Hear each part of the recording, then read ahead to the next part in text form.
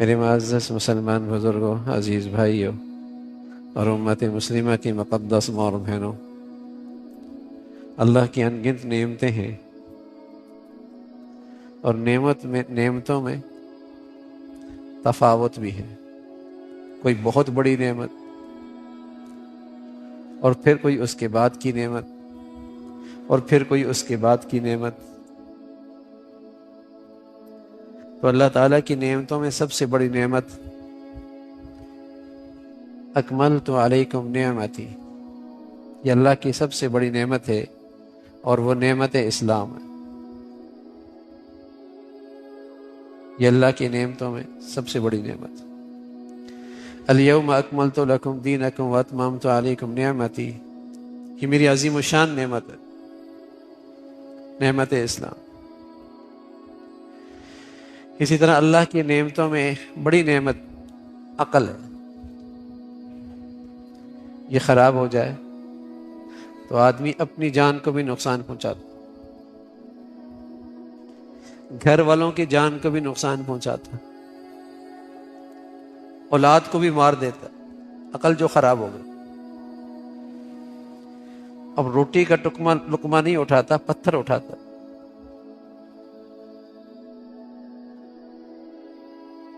اب اس سے ہر ایک کی جان کو خطرہ ہے، عقل خراب ہے اس کی، خیال کرنا۔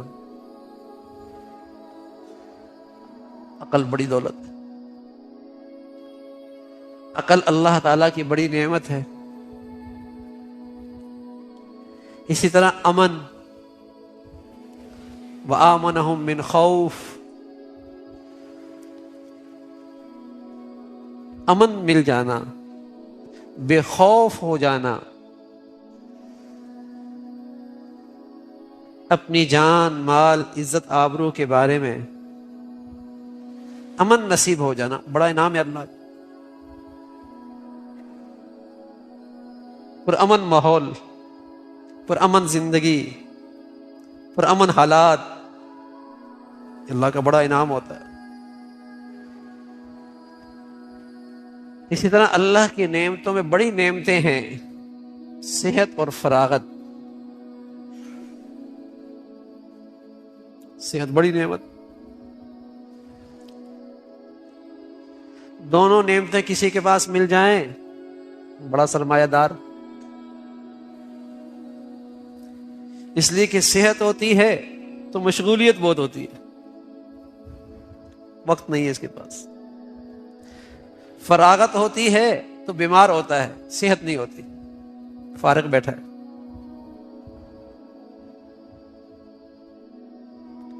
صحت بھی ہو اور فرصت بھی ہو، بڑی نعمتیں ہیں،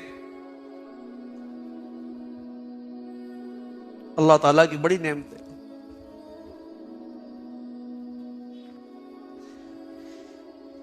تو ایک تو صحت کے بارے میں ایک پہلو اس کو بھی ذہن میں رکھیں، ایک پہلو تو حدیث میں بھی ہے، اور ایک پہلو اور قرآن نے بھی بتایا کہ جو مادی صحت ہے یہ بھی نیکیوں سے محفوظ رہتی ہے، نیکیوں سے بڑھتی ہے۔ وَيَزِدْكُمْ قُوَّةً إِلَىٰ قُوَّتِكُمْ، تم استغفار کی نیکی کرو گے، اللہ تمہاری طاقت میں، صحت میں اضافہ فرمائیں گے۔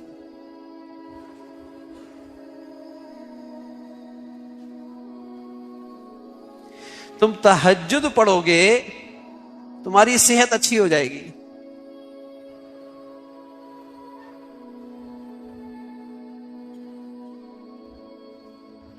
ہمارے دین میں ایسی بے شمار نیکیاں ہیں جس کا آدمی کی صحت پہ بہت اچھا اثر پڑتا ہے،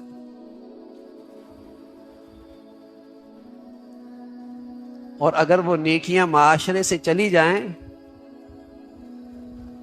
تو ہر آدمی دوسرے کے لیے بیماری کا باعث بنتا ہے۔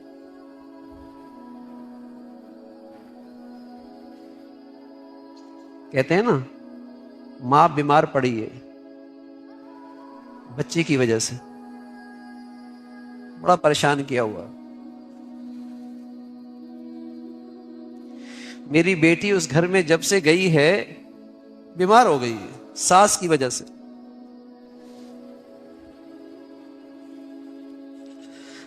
ساس غم میں ہے، بیمار ہو رہی ہے جب سے بیٹے کی شادی کی ہے.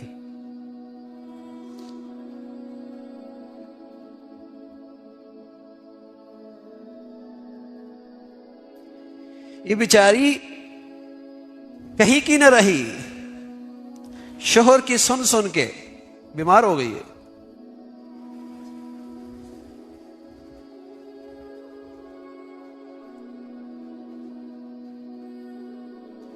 تو معاشرے سے جب نیکیاں نکلتی ہیں تو ایک آدمی دوسرے کے لیے صحت کا دشمن بن جاتا ہے.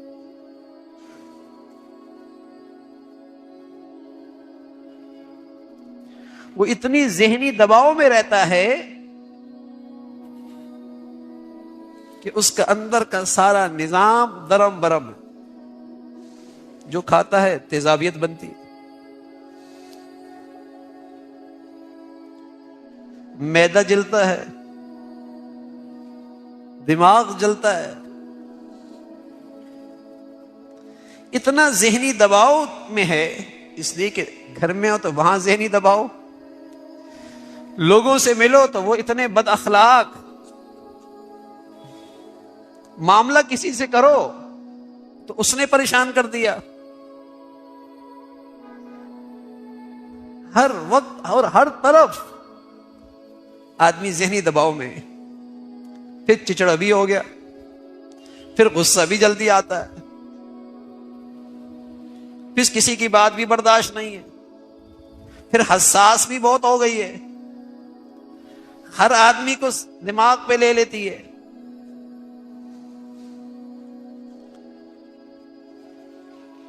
تو آج ہر آدمی بیمار ہے،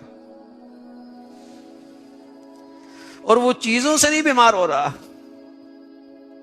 انسانوں کی اخلاقی کمزوری کی وجہ سے، دین سے دوری کی وجہ سے، ایمانی صفات سے محرومی کی وجہ سے ہر آدمی دوسرے کے لیے ذہنی دباؤ کا ذریعہ ہے.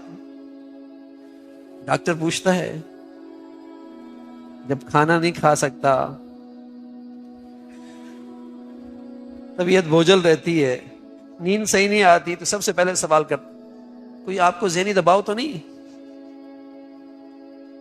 سب سے پہلے سوال کرتا آپ کسی پریشانی میں تو نہیں ہیں؟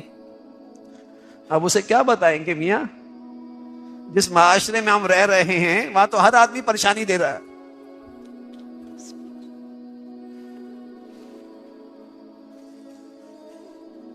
ہر آدمی پریشان کر رہا.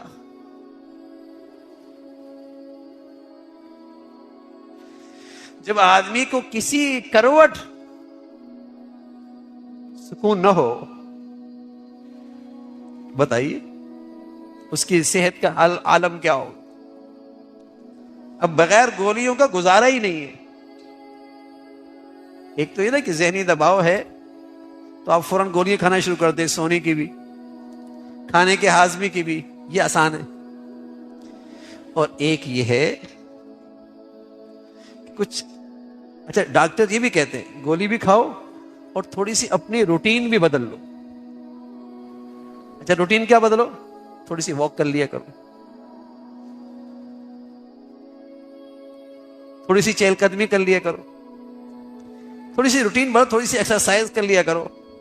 ان بیچاروں کی سمجھ اتنی ہے.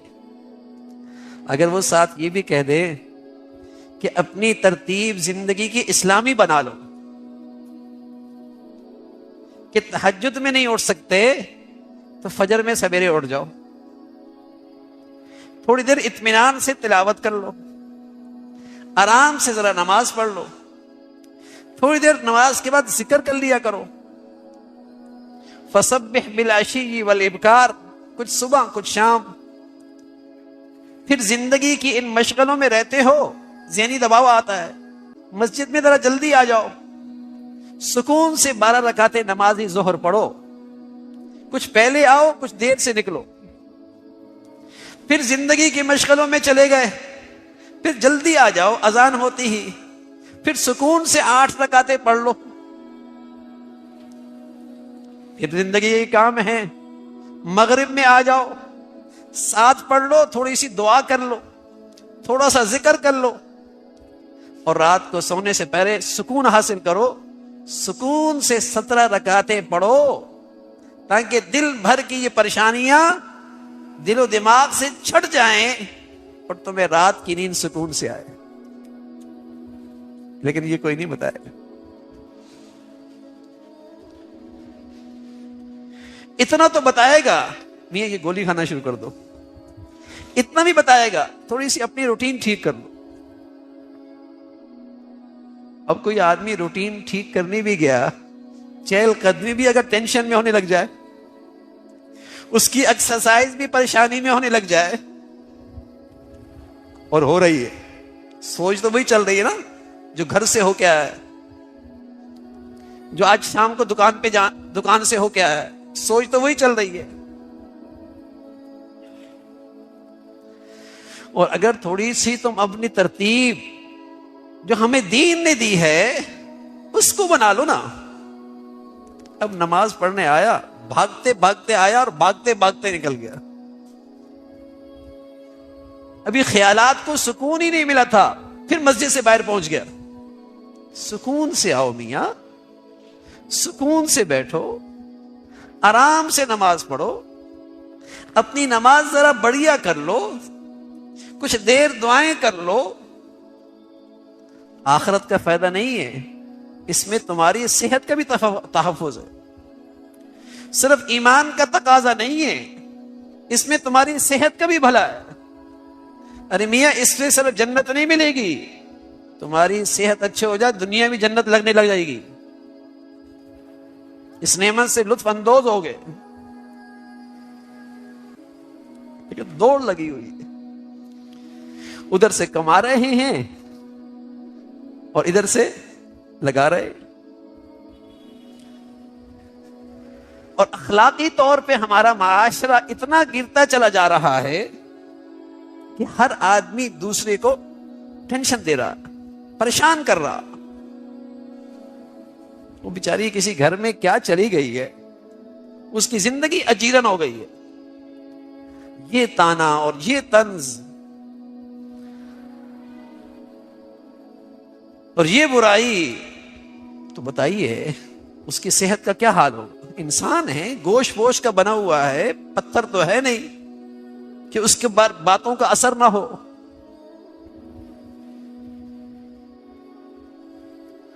تو اخلاقی طور پہ جب معاشرہ گرتا چلا جا رہا ہے تو اس سے بھی آدمی کی صحتیں متاثر ہوتی ہے۔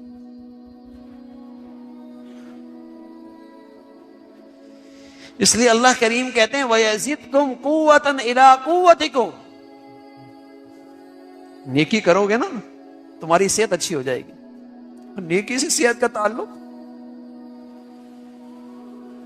ہاں بھائی بڑا تعلق ہے۔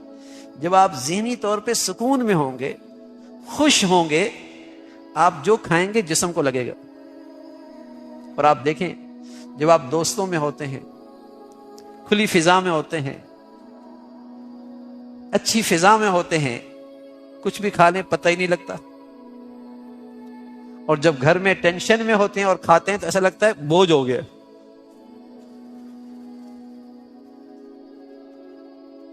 جب آپ اپنے دماغ کو سکون دے رہے ہیں، اس لیے ہمارے نبی صلی اللہ علیہ وسلم فرمایا کرتے جب کھانا کھاؤ نا تو زیادہ بوجھل باتیں بھی نہ کرو، زیادہ پریشانیوں کے تذکرے بھی نہ کرو، یہاں تک کہ دین کی کوئی بات بھی مشکل نہ پوچھو،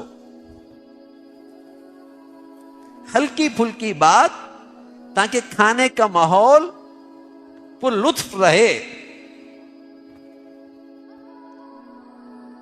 پر لطف رہے، خوشگوار رہے، کہ جو کھا رہے ہو وہ جسم کو لگے۔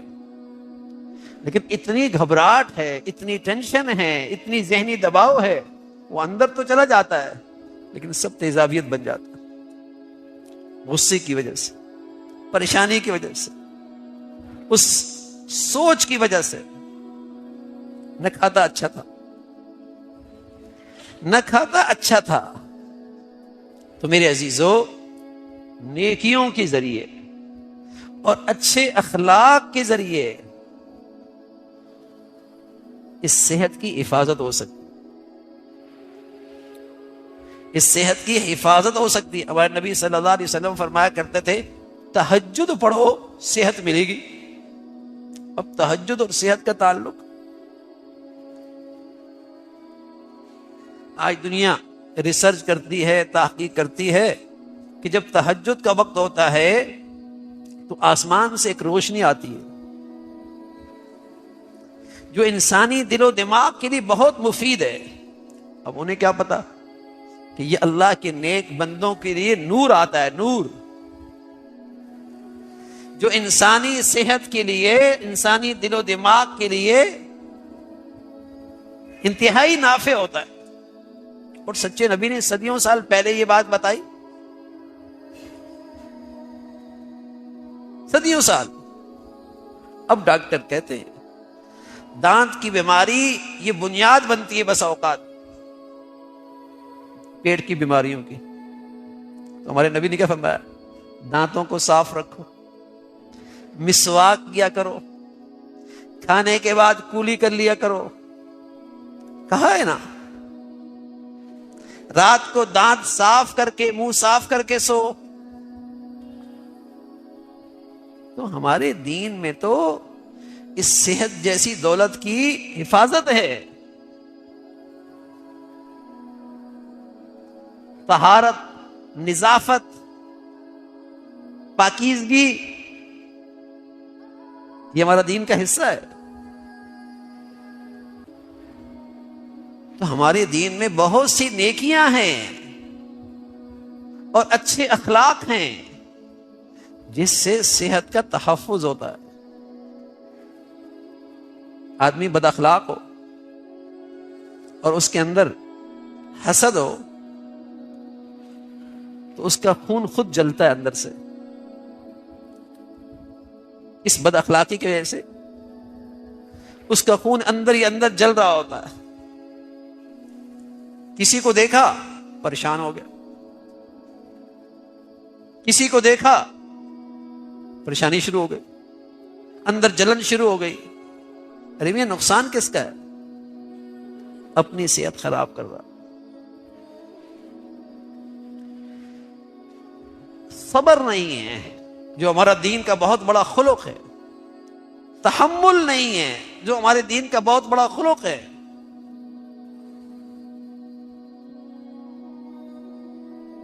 اللہ کی ذات پہ بھروسہ نہیں ہے. نتیجہ کیا نکلا؟ انتہائی حساس، چھوٹی چھوٹی باتوں کو لے کر دماغ میں اس کو پیس رہا ہے، چھوٹی چھوٹی باتوں کو لے کر دماغ میں اسے پیس رہی ہے. تو اس کا زہر اس کی صحت پہ گر رہا ہے، اس کا نقصان اس کی صحت پہ ہو رہا ہے.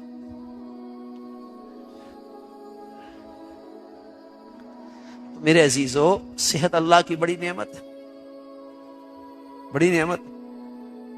اور نیکیوں کے ذریعے ایک تو ہے نا غیر اختیاری بیماری کا آ جانا، وہ انسان کے اختیار میں نہیں، وہ انسان کے اختیار میں نہیں. ایسی بیماری میں آدمی اگر اللہ کے قریب ہو جائے تو وہ ایمان والے کے لیے زحمت نہیں ہوتی، وہ اللہ کی رحمت ہوتی. ایسی بیماری جو آدمی کی اختیار میں نہیں ہے وہ آ گئی اور بندہ اللہ کے اور قریب ہو گیا تو وہ ایمان والے کے حق میں زحمت اور مصیبت نہیں ہے، وہ اللہ کی رحمت ہے، وہ اللہ کی رحمت ہے. لیکن حسد تو اختیار میں نا، کینہ رکھنا تو اختیار میں نا، بغض رکھنا تو اختیار میں نا. اس سے جو جسم کو نقصان پہنچتا ہے، صحت کو نقصان پہنچتا ہے، یا فجر میں اٹھنا تو اختیار میں فرض ہے لیکن اس وقت سوتا رہ گیا، اس سے جو صحت کا نقصان ہوتا ہے، یا جو زندگی میں نظم و ضبط ہی نہیں ہے. صحت اور فراغت اگر ان کی صحیح استعمال کیا جائے تو اسی کا نام اسلام میں نظم و ضبط ہے.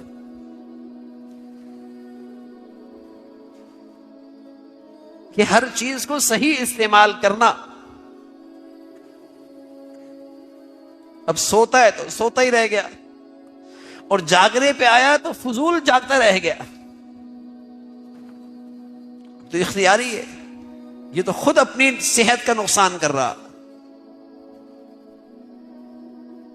کھانے کا ایک نظم ہے نا، کتنا کھانا ہے، لیکن چونکہ یہاں ڈشیں اتنی ہیں اور ان ڈشوں میں پیسہ دے دیا اتنا کہ بھئی جو مرضی کھا لو، 1000 روپے میں جو مرضی کھا لو. اب یہ 1000 روپے پورا کرنے کے لیے نادان اپنی صحت ہی خراب کر رہا ہے. ڈاکٹروں کو پہ کل ہزاروں دے گا، ڈاکٹروں کو کل ہزاروں دے گا. تو یہ تو بیماریاں لے کے آنا ہے، یہ تو اپنے لیے بیماریاں کھینچنا ہے. اور آج ہمارے گھروں میں جو اخلاقی کمزوریاں ہیں، اخلاقی کمزوریاں، یہ اختیاری ہے، یہ آدمی کو دماغی طور پہ ہر وقت پریشان رکھتی. آپ سنتے ہیں اور میں بھی سنتا ہوں، ماں بیمار ہے، بچی کی وجہ سے بیمار ہے، بچہ بہت پریشان کرتا ہے، ماں بیچاری بیمار سی ہو گئی ہے، بچی ازمائش بن گئی ہے، ماں باپ بیمار ہو گئے. تو آج انسانوں کو انسان بیمار کر رہے ہیں اپنی بد اخلاقی کی وجہ سے، اپنی بد اخلاقی کی وجہ سے. تو میرے عزیزو، اگر ہماری زندگیوں میں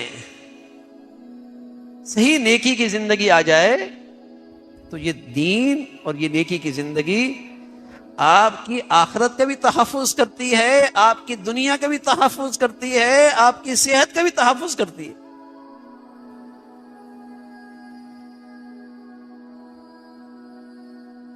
یہ آپ کے لیے تو بہت بڑا تحفظ ہے دین آپ کا.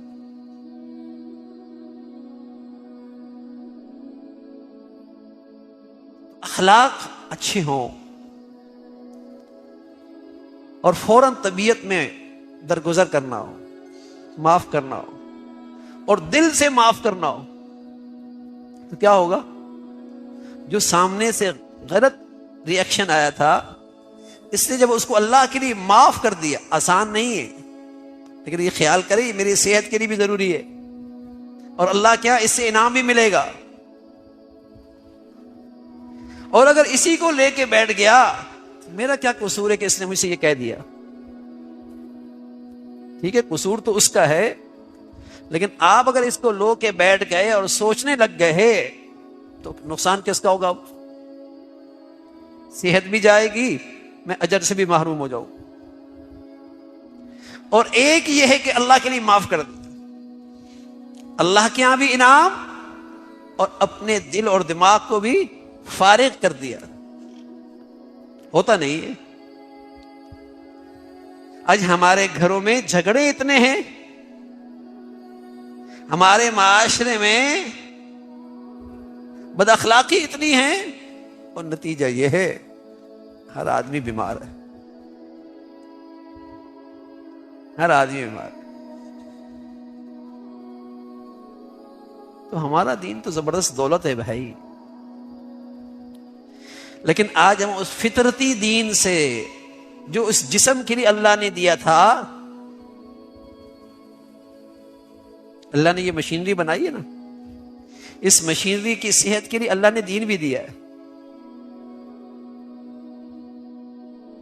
گاڑی بنائی جاتی ہے نا، پھر اس کو چلانے کے لیے بک بھی دی جاتی ہے نا. اللہ نے یہ جسم کی گاڑی دی، اس کے لیے دین دیا. اگر اس کو دیکھتے رہو گے تو بیماریوں سے تمہارا بہت زیادہ حفاظت ہو جائے گی، حفاظت ہو جائے گی. تو بہت ساری معاشرتی برائیوں کی وجہ سے، بد اخلاقی کی وجہ سے آج انسانوں کے لیے بیماری کا باعث بن رہا ہے. اللہ نے ساری نعمتیں گھر میں دی ہیں، لیکن ہر وقت یہ بیچاری ذہنی دباؤ میں رہتی ہے. کیا کمی ہے تمہارے پاس؟ لاکھوں سے اچھا رکھا ہے اللہ نے، کروڑوں سے اچھا رکھا ہے، سب نعمتیں دسترخوان پہ ملتی ہیں۔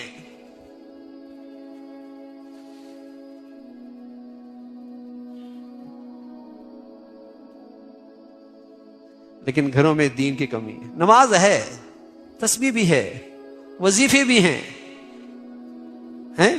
لیکن اس بات کا خیال نہیں کہ میرے رویے سے، میرے طرز عمل سے، میرے گفتگو سے، میری باتوں سے، میرے زندگی سے کسی کو تکلیف ہو رہی ہے، اس طرف توجہ نہیں۔ یہ نظر نہیں ہے کہ یہ بھی بے دینی ہے۔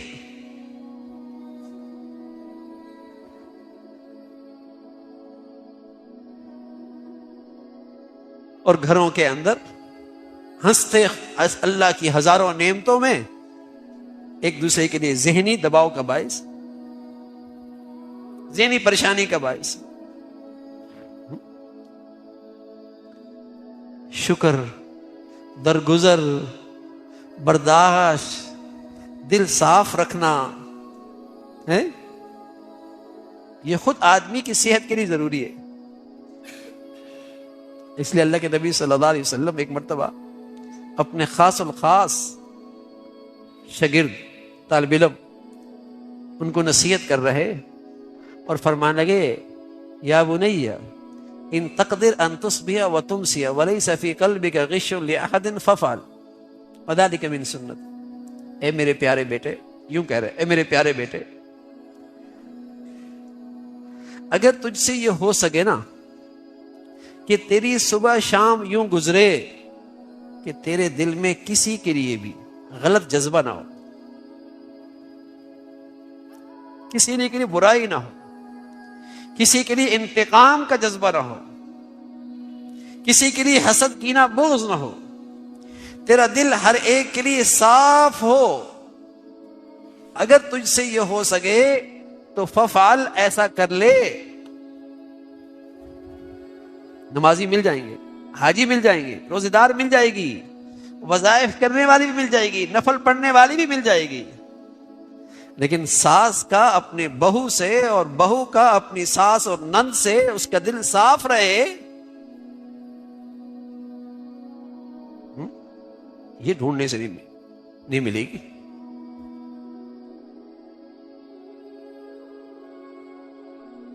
نفلی عبادت کرنے والے مل جائیں گے، لیکن ان کے بازاروں میں، ان کے معاملات میں ایک دوسرے کے لیے دل صاف ہو، برائی نہ ہو، یہ ڈھونڈنے سے نہیں ملے گی۔ فرمایا ففعل، ایسا کر لو۔ اور میری زندگی تو ایسی ہے، اللہ کے نبی فرمایا میری تمہارے لیے نمونہ ہوں، میری زندگی تو ایسی ہے۔ بعض لوگ جب آپ کے سامنے کسی کے بارے کا تذکرہ ہوتا، آپ فرماتے مجھے سامنے ان کا تذکرہ نہ کرو بھائی، میں چاہتا ہوں جب وہ میرے پاس آئیں تو میرا دل ان کے لیے بالکل صاف ہو،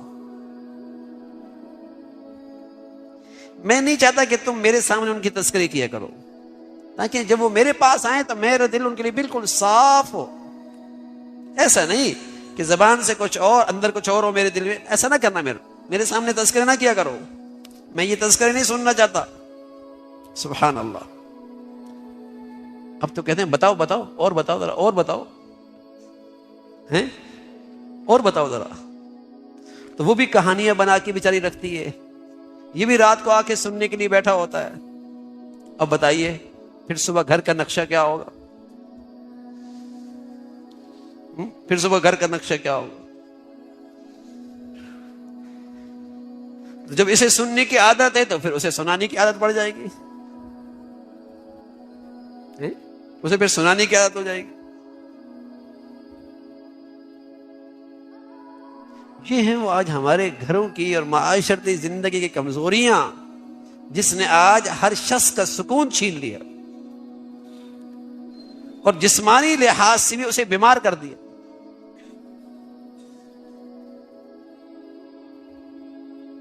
جسمانی لحاظ سے بھی اسے بیمار کر ظاہر ہے ہر وقت دماغ میں پریشانی ہے، ایک دباؤ ہے، ایک منفی سوچ ہے، تو کیا اندر کا انسان کا کیا حال ہوگا؟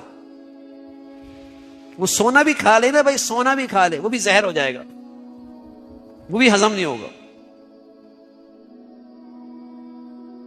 کیسی بھی طاقت کی دوائیاں کھاتا رہے، جب تک ان عادتوں کو ٹھیک نہیں کرے گا، جب تک اپنا مزاج نہیں بدلے گا، جب تک ان نیکیوں پہ نہیں آئے گا، جب تک میں اپنے اخلاق پہ توجہ نہیں دوں گا، تو اپنے آپ کو بیماری رکھوں گا، اپنے آپ کو بیماری رکھوں گا. لمبی لمبی سوچیں ہیں، ارے میاں کچھ اللہ کے سپرد بھی کر دو بھائی، کچھ چیزیں اللہ کے حوالے بھی کر دو. سارا تم نہیں سوچنا ہے، کچھ اللہ تعالیٰ کے بھی حوالہ کر دو. وَمَن يَتَوَكَّلْ عَلَى اللَّهِ فَهُوَ حَسْبُهُ، کچھ اللہ پہ بھروسہ کرو، وہ کافی ہو جائے گا. اپنا دماغ، اپنا دل، اسے ہلکا کرو، اسے ہلکا رکھو. کچھ تقدیر پر بھی چھوڑ دو کہ اس اللہ کی طرف سے یہ مقدر ہے، اس میں خیر ہوگی میرے لیے. وہ حکیم ذات ہے، جو اس نے طے کیا اچھا ہی ہوگا. نہیں اگر ایسا ہو جاتا، نہیں اگر ایسا ہو جاتا، نہیں اگر ایسا کر لیتے. اچھا بھائی اگر ایسا ہو جاتا، اب تو ہو گیا، اب تمہارا یہ اگر سوائے تمہیں پریشان رکھنے کے اور کیا دے سکتا ہے؟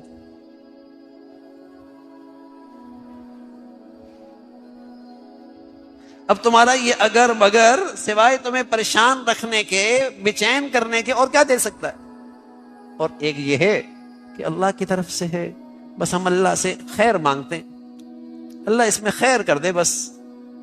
تو بس اوقات ناگواریاں بھی اس آدمی کے لیے خوشگوار ہو جاتی، بس اوقات اس کے لیے زحمت بھی اللہ کی رحمت بن جاتی، بس اوقات اللہ کی آزمائش بھی اللہ تعالیٰ کی نعمتوں کا ذریعہ بن جاتی. اس کے حوالے کرو. تو میرے عزیزو، صحت بڑی نعمت ہے، اور رسول اللہ صلی اللہ علیہ وسلم نے حدیث میں ایک اور پہلو کا ذکر فرمایا کہ دونوں نعمتیں، صحت اور فراغ، بڑی عظیم نعمتیں، لیکن لوگ اس میں بڑا نقصان کرتے ہیں. نقصان یوں کرتے ہیں کہ جب تک ہوتی ہے قدر نہیں ہوتی، موت کے وقت اسے افسوس ہوگا کہ ان نعمتوں کی قدر کیوں نہیں کی. کہے گا قال رب ارجعون لعلی اعمل صالحا، اے اللہ تھوڑی سی مہلت، واپس بھیج دے، اب نیکی کر لوں گا. اور جب اللہ نے صحت دے رکھی تھی، غفلت میں گزار دی، فرصت دی تھی، لہو لعب میں گزار دی، فضولیات میں لگا دی.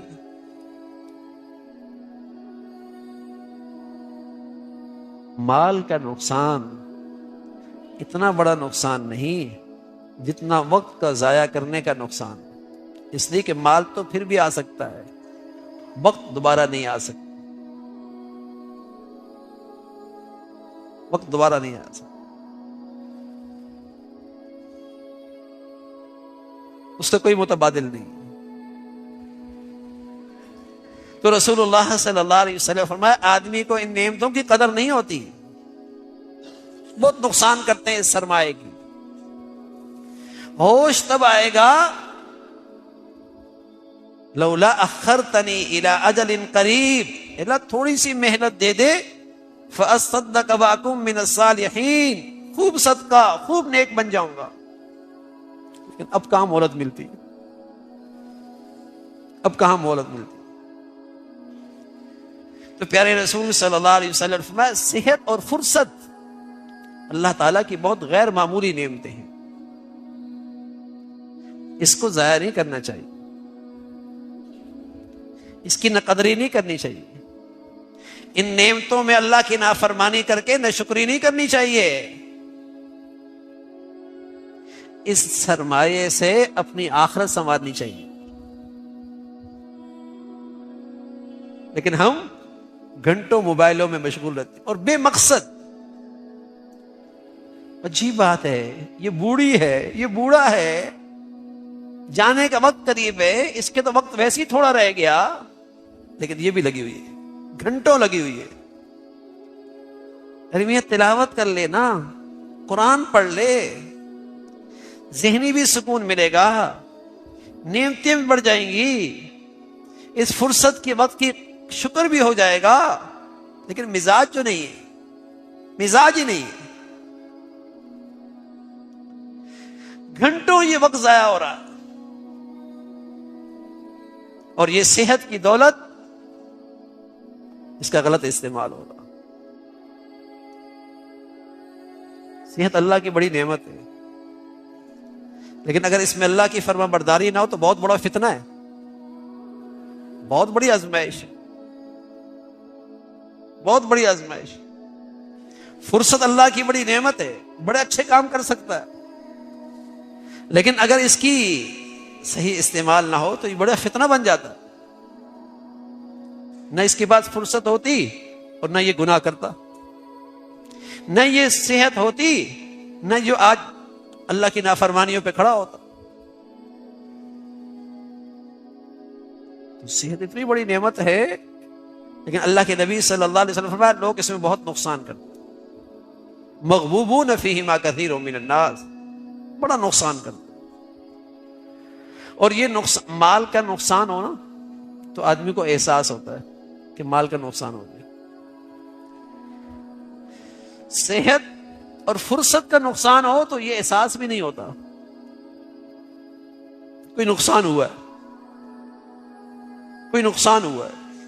24 گھنٹے میں کیا کیا، کہاں وقت لگا، کچھ ہوش نہیں، سب نقصان. اور احساس بھی نہیں ہے کہ کوئی گھاٹا ہوا ہے، کیونکہ ہم اسے سرمایہ نہیں سمجھتے، اسے ہم دولت نہیں سمجھتے، اسے ہم دولت نہیں سمجھتے، سرمایہ نہیں سمجھتے. اس لیے اس کے ضائع ہونے پہ افسوس بھی نہیں ہوتا. میرے نبی صلی اللہ علیہ وسلم فرمایا کرتے تھے خاص طور پہ اللہ تعالیٰ پوچھیں گے صحت کہاں گئی، فرصت کن مشغلوں میں خرچ کی، کہاں ضائع کی. نہ دنیا کا فائدہ اٹھایا نہ آخرت کا فائدہ اٹھایا، اور ضائع کر رہے. تو یہ اللہ تعالیٰ کی بڑی نعمتیں ہیں. مادی لحاظ سے بھی میرے عزیزو، اچھے اخلاق کے ذریعے، نیکی کی زندگی کے ذریعے اس صحت کی حفاظت کی سکتی ہے، اور نیکیاں کر کے اور اللہ کو راضی کر کے اس صحت کا حقیقی شکر ادا کیا جا سکتا، حقیقی شکر ادا کیا جا سکتا. کیونکہ یہ زندگی بار بار تو نہیں ملتی، بار بار نہیں ملتی. جوانی جاتی ہے تو واپس نہیں آتی، بڑھاتا آتا ہے تو پھر واپس نہیں جاتا، پھر واپس نہیں آتا کہ جوانی کی طرف لوٹ آئے. تو اللہ تعالیٰ نے آج جو فرصت کی گھڑیاں دے رکھی ہیں، رزق کی آسانی ہیں، کھانے پینے کی آسانیاں ہیں، اللہ نے بن انگنت نعمتیں دے رکھی ہیں. ورنہ ایسا نہ ہو بھائی کھڑا ہونا چاہیں کھڑے نہ ہو سکے، نیکی کرنا چاہیں ایسے مشغلے ایسی مصیبت میں پھنس جائیں کہ نیکی نہ کر سکے. اغتنم خمسا قبل خمس شباب قبل حرم، غنیمت جانو 5 چیزوں کو 5 چیزوں سے پہلے، جوانی کو بڑھاپے سے پہلے، صحت کو بیماری سے پہلے، فرصت کو مشغولیت سے پہلے، اور خوشحالی کو فقر اور تنگ دستی سے پہلے، زندگی کو موت سے پہلے. اغتنم خمسا قبل خمس شباب قبل حرم، ان 5 چیزوں کو غنیمت سمجھ.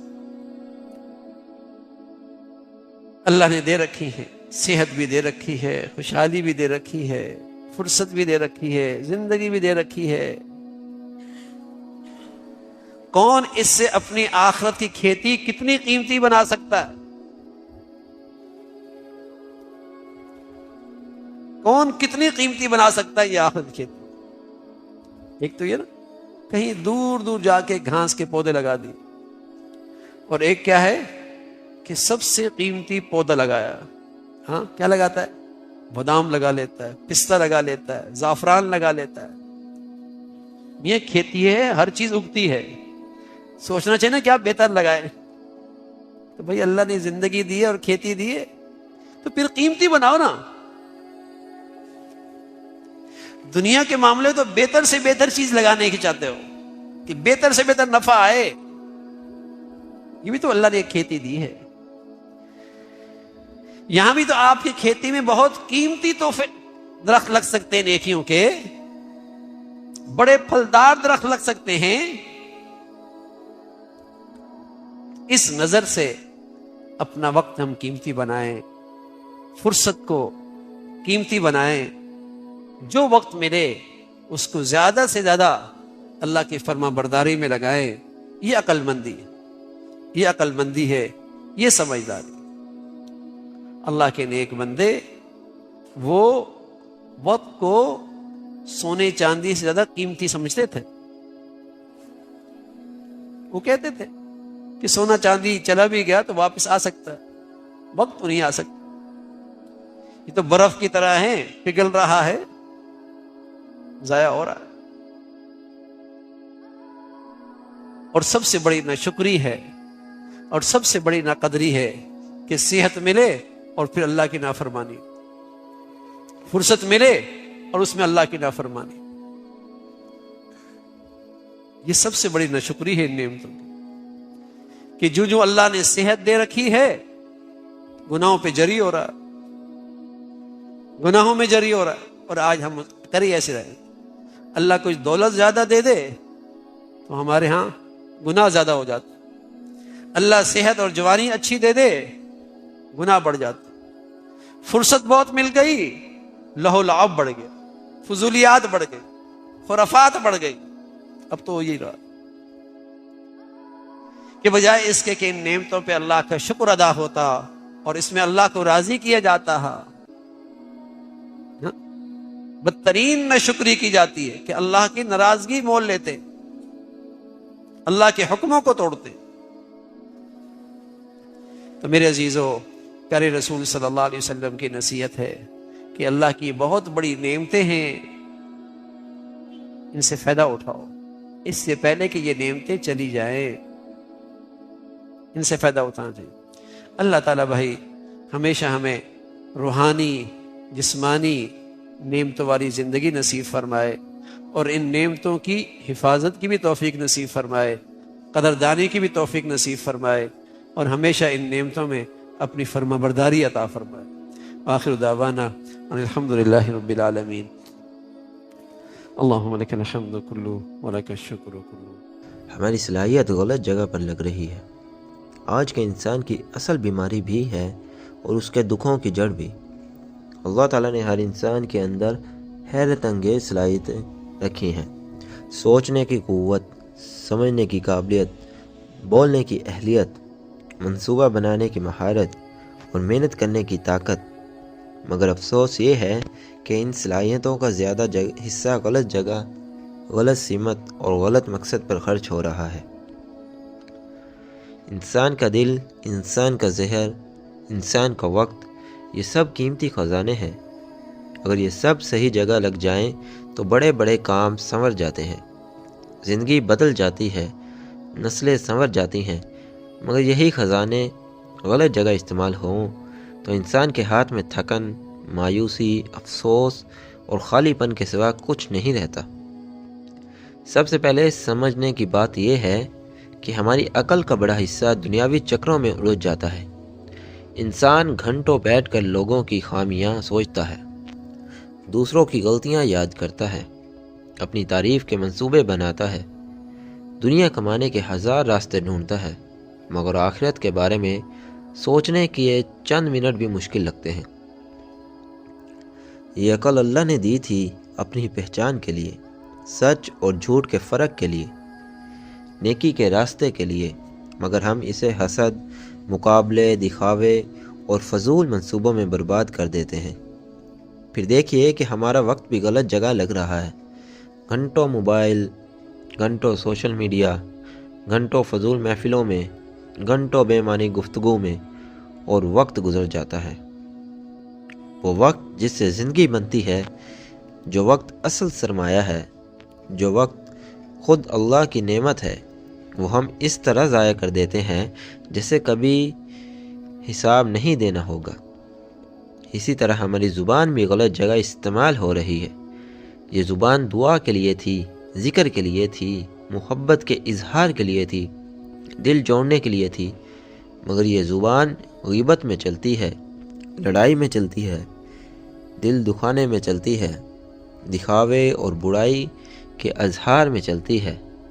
یہ صلاحیت اللہ کی نعمت تھی، مگر ہم اسے لوگوں کو توڑنے میں استعمال کرتے ہیں۔